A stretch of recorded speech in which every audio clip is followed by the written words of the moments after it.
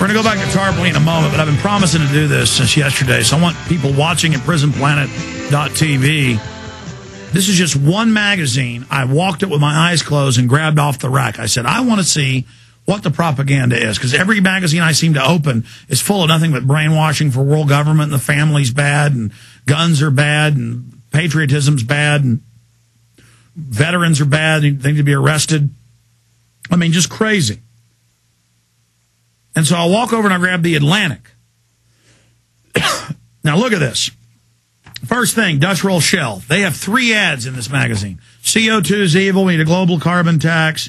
We need to have the UN run it with energy, regional carbon, sequestering partnerships to make everybody put their carbon into Dutch Roll Shell mines that will store carbon dioxide below the Earth's crust. I mean, you know, just total insanity. And then everything's about the green revolution, and then you get into here, and we need global regional control, and the Federal Reserve's got to run every facet of the economy. This is the Federal Reserve takeover. All states advertising. Everybody's going to be forced to have insurance. So everybody in the pool. And then you've got IBM saying, we're going to make everybody accept our smart grid. This will lower CO2 emissions because only absolutely essential travel will be allowed. I mean, this is total tyranny. But this is a magazine. Look, Monsanto, we got to force everybody on a GMO. It's wonderful. Letters to the editor. This is all global governments needed. Police states needed. J.P. Morgan's great. We're going to save you. Why an oil company president supports cap and trade. An open letter from Shell.us. Of course, U.S. doesn't even mean the United States. They just put that on there to make you think it's like America. Oh, look, he's America. Look, see Dutch Roll Shell right there. Ladies and gentlemen, I'm a few pages into this. This is a story about how we need the feds to take over. I mean, it's literally, here's another one about global carbon taxes and 401ks and the banks, and this story's about it, and I mean, it's literally all propaganda. And then I randomly pick up other magazines. It used to be drug ads in these things, and there's still a few of those, but now it's, here's Lipitor, there's one there, but mainly it's we need a global carbon tax and to control everybody, and this says don't read the food packages, just look at the rating game. This is about Harry Potter having sex with topless dancers, very strange. Here's another one about global markets. Here's another one about a car company and how we need global carbon taxes and controls. Here's another one for global carbon taxes and controls. Here's another one. I mean, it's just unbelievable. Here's another one about essentials to reuse recyclable materials. And again, it's a total cult brainwashing, and car companies bragging about how they're doing this, and just on and on and on and on. And Dow Chemical with propaganda about the environment. I mean, notice this is the only advertising. There's no more money left. It's all just the robber barons raping everybody.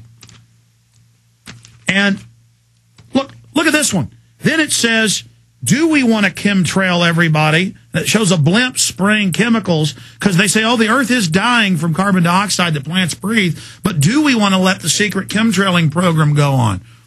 Moving heaven and earth. And then I got the Wall Street Journal saying we need global chemtrailing and that it's already going on. I mean, we're living in the twilight. Folks, I'm not even halfway through the magazine, and Tarpley's on hold, and I want to get his take on a whole bunch of stuff as well. But here's another one. And then they've got one in here about how marrying is bad.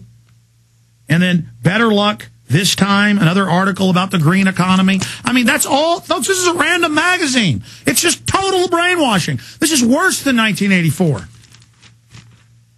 I mean, are people not insulted by being immersed in stuff like this, being immersed in total propaganda, total brainwashing? Here's another one about the power grid and the takeover. Here's another one about the environment. Here's another bank advertisement. Here's one about Daredevil. William F. Buckley, admitted CIA, fake conservative, sent in to destroy the conservative movement. Show this slime bag how great he is. It's just all unbelievable crap. And I'm trying to find the one about how marriage isn't good, get rid of it. I mean, these people literally are waging war on reality. And they are genocidalists. They are psychopathic control freaks. They are complete scum. Trying to find the one saying get rid of marriage. I'll find it while Webster's talking. But Webster, here's the last ad. Another one with Shell. In the new energy future, we'll need to think around corners. And then it says the global population and what Shell wants to do to take care of it.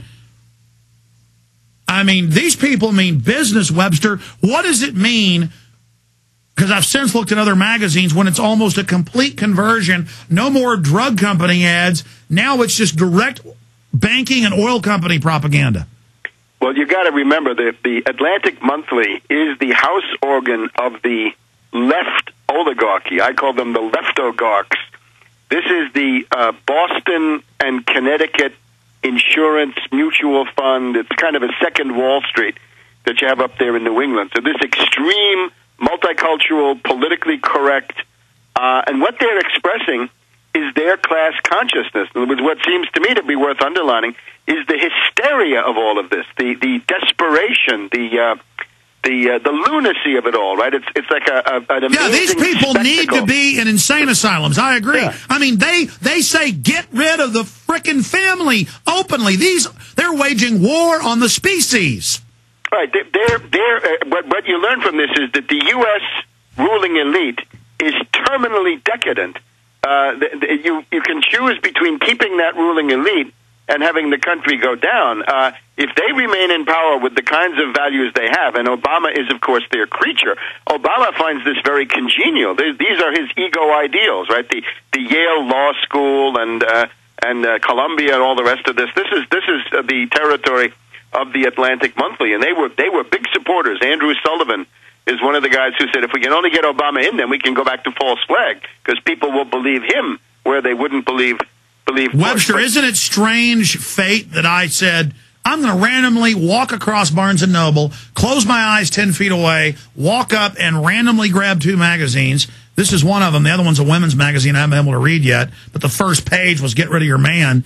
And it's the same message in here. I guess they want to destroy the family because anything that's cohesive, anything that stands upright away from them must be destroyed because we've all got to cling to their skirts. I mean, what is... This is their class consciousness, and what they would say is this is the ruling class that hates the blue collar and middle class. So what they're saying is that we don't like middle class values or working class values because we're this cosmopolitan, polymorphous, perverse mass of creatures, right? And therefore we don't like your Victorian morality, right? This is also Soros, right? He wants to legalize drugs, right? He wants to bring in massive narcotics, make it available everywhere. And there's a big campaign. If you look at MSNBC, they're actively campaigning for drug legalization, which would be one of the main tools that they would use to destroy the family. Any parent knows that anybody coming on the scene saying, I want to legalize drugs is your deadly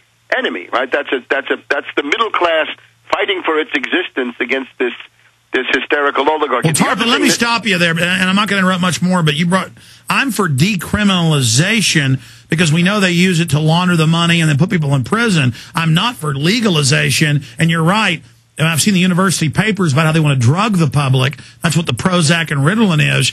And I understand the Soros angle is he loves it for that. But can't you see that they're also using the phony drug war as another pretext of control? But there's no drug war. The CIA brings the drugs and Wall Street launders the money. And if you're going to capitulate to the CIA and Wall Street, that's the end of it. Oh, right? You think now they want to legalize it and directly sell it to us? Of course. And then maybe make kids take it in their lunch boxes or something. Yes, they want the American people to be more stupefied than they are. They say, you're not stupefied enough.